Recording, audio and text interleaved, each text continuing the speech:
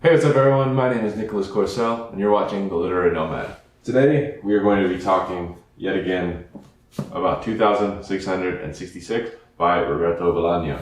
In today's video, we're going to be discussing the fourth of 5 total parts in the book, part 4, the part about the crimes. Just diving directly into the subject matter of the part about the crimes, this is, quite honestly, some of the heaviest, darkest, and simply just the most difficult reading that I've ever done in my entire life. And it isn't to say that from like a lexile or a comprehension point of view that this is a difficult section, because it's not. Most of Bolaño's work isn't super difficult to understand on a surface level. You could argue that maybe his references are quite academic, quite advanced. It might be beneficial to have some sort of literary background, such as like a literature degree or just being a bit of an obsessive, just to understand what he's doing with a lot of references. You can really tell that Bolaño is an obsessive, but his works, they're not technically complex in the same way that maybe Infinite Jest or something like that is. It never feels like Bolaño is trying to be over the top difficult for the sake of being difficult. Throughout his work, and particularly this one, the difficulty tends to come through the subject matter, and it's very intentional, very purposeful, and in many ways crucial to the story. Kind of going off of that, there are times where reading this section becomes an act of getting through it, right? It becomes an act almost of survival. You want it to be over. Throughout most of it, you want it to be over. The section is, I believe, without a doubt, the strongest and the best literary work of the 4 that I've read so far, and I'd be very surprised if the 5th part is better from a literature standpoint. It's also the most difficult. It's also the least enjoyable by far to read. It makes you very uneasy, very uncomfortable. So don't be surprised if this part takes you longer to read than all of the other 3 or 4 combined. I think you could expect to want to put the book down, take a few weeks to get through it. When people talk about how this book can sometimes take 2 or 3 months to get through, I'm of the belief that probably half of that time will be spent on this part. It's that unsettling. And it's that difficult at times to get through. And this difficulty begins from the very first image that we are presented with, right?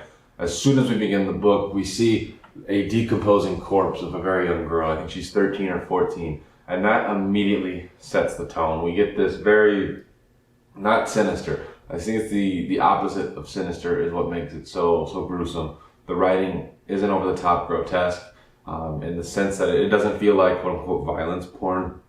It's not written in a way that like a McCarthy novel or a Capote or something like that. It's not written from the point of view of glorifying violence. It's the complete opposite of American Psycho. I think that's really the best way to describe it. If American Psycho was right here on this side of a plane, 2666 is way over here. Yet somehow this is worse. This is much worse. This is much more unsettling in the way that it's described. But we start with this image of this young girl decomposing. Throughout the part from this point, from the decomposing young woman, we get 109 total bodies, the vast majority of which are women. And then out of the vast majority of which are women, again, the overwhelming vast majority are going to be women that are under 23. Every description of these 109 bodies is cold, it's direct, and it's very removed. It's like it reads just like a coroner's report. And in essence, this is the very real, very terrifying and very harsh reality of Ciudad Juárez, just south of the U.S.-Mexico border. What this really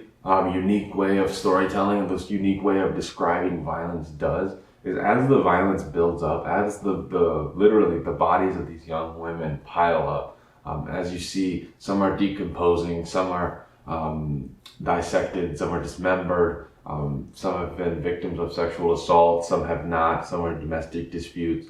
As these all continue to pile up, you keep turning the pages, your brain just starts to turn off, right? You stop thinking about the violence. You stop viewing, you stop feeling all of the feelings that you should feel when you read something that is incredibly horrific. But not only that, and I really tried to push against this in my brain, but I just couldn't. You start to gloss over it. 4 or 5 lines become 1. You start skipping around. You start turning the page a little bit too fast. You start even skipping sections entirely. I tried really hard not to skip any sections, and I didn't consciously skip any. But when you're reading and it's just, this woman was killed this way, this woman was found this way, this woman was wearing this when she was found, your brain turns off, you start to skip, you start to glaze over them. They start referring to a woman a couple pages later and you're like, who is this? Who are they talking about? And then you look back 2 pages or even 1 page ago and she was described 5 or 6 times. We learned her whole story. We learned that she worked at the maquiladora. We learned that she had a partner named so-and-so or whatever. You get these details quickly thrown at you and they're pushed right off the table. And then when they're brought up again, you have no idea who these people are, right? So you can imagine that in real life, you're a resident of Ciudad Juárez or a surrounding state or city in Mexico or in Arizona. And as you're hearing about this, you're so overwhelmed. Your sensitivity, your proclivity to being sympathetic towards violence gets turned off. It gets numb, right? That internal sensor in your brain is turned off to where the words no longer mean anything. You know, you pick up the newspaper, you hear about some atrocity happening, and then you don't even do the, oh, that sucks, that feels bad, and then you don't process it. You just read it, put the newspaper away, go about your day. That feeling, in essence, the thing that all of us would say we don't do, or maybe that we're impervious to, this book pulls it out of you in like 200 pages, which shows you, imagine if this is happening in a city over a 10-year span or a 20-year span, which is what has been happening in Ciudad Juárez. If this book can do it to you in a month or a week or however long it takes you to read it, imagine what two decades in Ciudad Juárez would do to you. Another really interesting component of this book is the idea of journalism, its role in society, and how dangerous that can be. So when this book was published and when it was written, Mexico was named the 2nd most dangerous country in the world, specifically for journalists. It was behind only Iraq. And Bolaño spoke a lot to a guy who the Sergio Gonzalez character is based off of. And a lot of those conversations color the book. This very real guy was kidnapped for his writings about the femicides and the cartel down in Mexico. And he really was able to convey to Bolaño the role of the press and how they are complicit, but also complicit out of fear, and how the power dynamics really are working against these women in Ciudad Juárez. And I thought it was really interesting. I was watching a leaf by leaf interview. I know I've brought him up in either every or almost every review that I've done so far for this book, but I think it's important to shout out and to share the resources that we all use to unpack these books, because his videos, they're like 5 or 6 years old, but they're really good and they really do hold up for this book. So I would recommend that you definitely check those out in addition to these as well to help you understand. But I'm just going to quickly read a couple things that this guy that is the basis of Sergio Gonzalez, things that he said about Bolaño. I thought, one, they were just kind of funny, but also that it really shows you the mania that went into this book and how most quote-unquote normal people would not have been able to pull off such a masterpiece like this.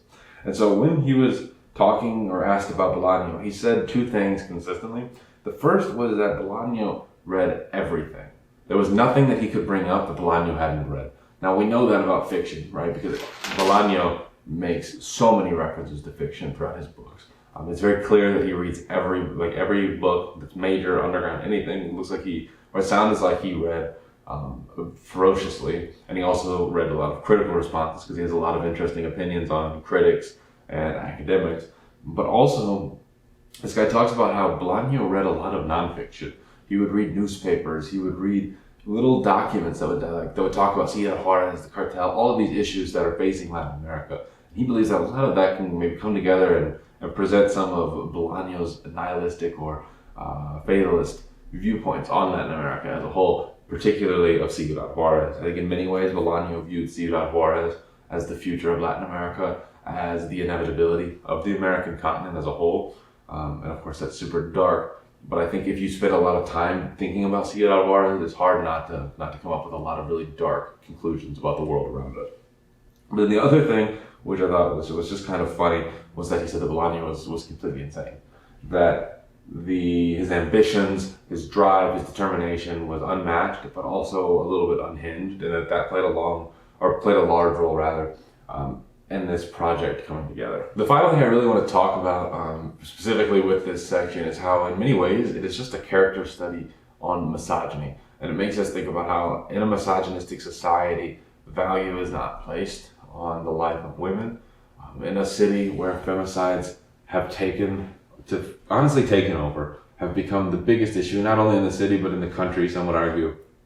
I've been to Mexico during times of women's rallies that are protesting these femicides. I've looked at gorgeous Capitol buildings, specifically in Monterrey, where you will see graffiti all over these beautiful Capitol buildings talking about these women's rights. This is an issue, that the people, the working people of Mexico view as unacceptable, yet for some reason the systems that are in place, the politicians, whatever it may be, these systems are no longer, or perhaps not even no longer, have never served these women equally. So that's one thing that we're really looking at. The cops are investigating these women, and they see some pumps next to a dead, dismembered woman, and they call her a prostitute immediately. No care, no sympathy, nothing like that. Just she's a prostitute, crude jokes, etc., and they do like a really half-assed investigation on her, and then of course no killer is ever found. That's how these women are treated. That's how these cases are policed. Conversely, there's the guy who goes around and desecrating. He goes and he urinates and he just completely desecrates all these churches. His case is the top priority. There's night watches, there's patrolmen. Everybody is coming together to catch this man. This is the top priority of Santa Teresa, and if 100 more women die, so be it, as long as our churches don't get desecrated. I also think there's another layer on top of this that's not only the misogynistic piece that Bolaño is trying to satirize or shed light on. I also believe that he's maybe doing a little bit of a jab at religion, specifically Catholicism in Latin America, broadly speaking, with it being the dominant religion of Latin America, it also being the dominant religion of Spain, so having a little bit of that colonization piece. I think for those, because Bolaño very rarely will make like a singular argument. I think he more so likes to focus on one thing, but he has a lot of like stray points that he's trying to make. I don't think I've ever encountered a text of Bolaño's where he's making one point. I think he prefers to make 75 points at once, which in many ways is what makes his work so rich and so layered. It's also what makes his work very confusing. So yeah, I know that this video is a little bit short, but there's really not a lot you can say about this part other than that you have to read it, you have to embrace it, you have to let it consume you, you have to let it numb you to this violence. If you give yourself into this part, it will do things to you that I don't think any other book ever has. No other book has ever done that to me. I'm not saying that this is the best 250 pages of writing or the most profound, though it very well could be, that I've ever read. But it certainly is the biggest piece of writing that has fundamentally altered like my state of being. And it just, in some ways while you're reading it, it kind of like rots you. It corrupts you in that way. It numbs you to the violence. It makes you almost not care. It makes you just want to be like, well, when's it over? When's it going to be over? Enough about these women. Can we just maybe not talk about these ones? Can we just say 10 died and move on? These are the thoughts that come through your mind.